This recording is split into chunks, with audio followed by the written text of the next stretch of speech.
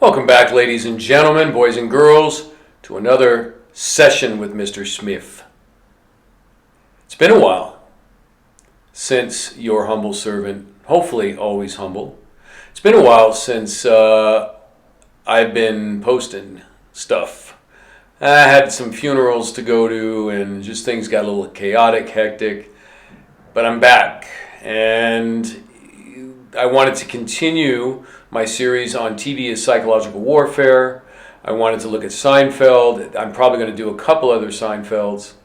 If you're not familiar with the TV show Seinfeld, it's on Netflix right now. You can watch it on Netflix. It's from the 90s. It was probably, along with The Simpsons, the two top shows of the 90s. I didn't like it at first. I thought Seinfeld was boring and stupid, but then after about 3 or 4 seasons, I thought it was very entertaining, and I looked forward to a new Seinfeld episode every week.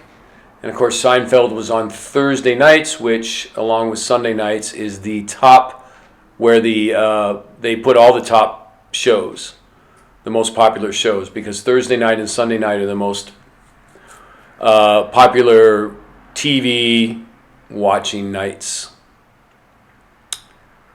Anyway, so just to give some of you youngins that don't know Seinfeld or don't know anything about it, it was a big deal in the 90s.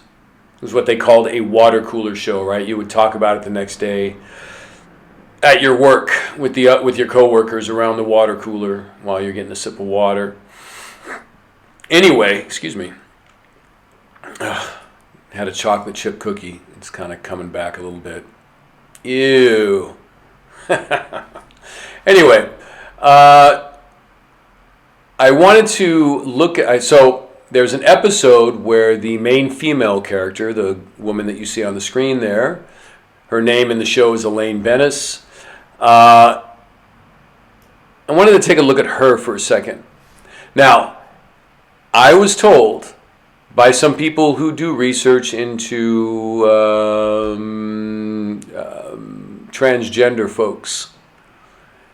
And they said that they felt that the actress playing Elaine Bennis is actually a male to female transgender. Which, well, I'll let you guys decide. But if you look at the picture here, I took this clip of this episode where she hurt her neck and she's walking down the street. And I noticed, look how big her neck is. That thing is huge. And she looks very masculine in that pose right there. She's walking down the street. Right? And her neck is gargantuan. So, that's more like a man's neck. So maybe there is something to her being a male to female transgender. And if she's not an MTF, that's okay too. If she was biologically born a woman, that's fine. But I just thought it would be interesting to take a look at that. Now, here's another picture of her in the same episode. What do you think about this picture? That's a pretty darn big neck for a woman. Anyway, I'm of the belief that a lot of actresses, female actors, I don't know what's the politically correct term, but actresses, female actors, are actually male to female transgenders.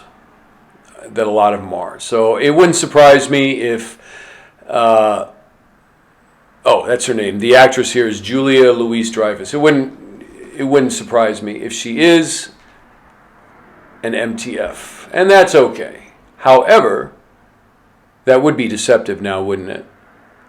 But regardless of whether she's an MTF or a biologically born woman, her character in the show is always dating different guys, and she's just having the time of her life, dating different guys, and of course the comedy that ensues with the different characters of guys she dates. But again, in the 90s, this was promoting and making it seem like that lifestyle for women is desirable. and that everything's going to be fine. So, again, along with shows like Sex and the City, TV has been promoting this. I'm going to go through my garden tool phase. And meaning women are going to go through their, not me, women are going to go through their garden tool phase. And then, they'll eventually find a husband, in their 30s or even later. And that is a big problem. If you've been paying attention, that is a big problem with the Western woman now. And young women, you need to really think you're being programmed. It's not going to end well if you are intimate with a lot of guys and then try to find a husband, because let's face it, most men that want wives will not find a woman that has had a lot of men before him. He will not find you wife material. So it's something to think about. I truly believe that a lot of the writing in Hollywood and the entertainment industry is designed to cause people to be dysfunctional and destroy family values, because when people are dysfunctional, they are more easily controllable. And that's what the powers that be want. They want complete control over everything, and it looks like they're going to get it for right now. They're going to get complete control, everything. Anyway, that's why I consider this Seinfeld episode psychological warfare. There's one other thing I wanted to look at, and I believe it's the same episode of Seinfeld, but at the end of an episode of Seinfeld, they showed this when they were rolling the credits. Let's take a look. I find this interesting, this picture. This is obviously somebody that worked on the Seinfeld set or something like that. In my humble opinion, you would think that they would find a better picture of the guy. This is just not a flattering picture. He looks like he's freaked out or just woke up, or I don't know. What do you guys think? They couldn't find a better picture, like him actually posing for a picture, like for a family photo or something. I mean, right? I mean, so, you ever notice that? There are certain people that they always take these, in the media and stuff, they always show these real negative or kind of flunky looking photos. His mouth is agape there, and he looks like he's like, what? What the hell? You just think that they would put a better photo up. Anyway, just thought I'd throw that in there. It was just something I noticed.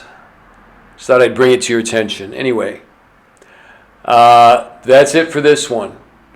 And I hope you have a blessed time, a blessed next few days until I see you again. All right, Mr. Smith is done and class is finished. All right, we'll see you on the next one.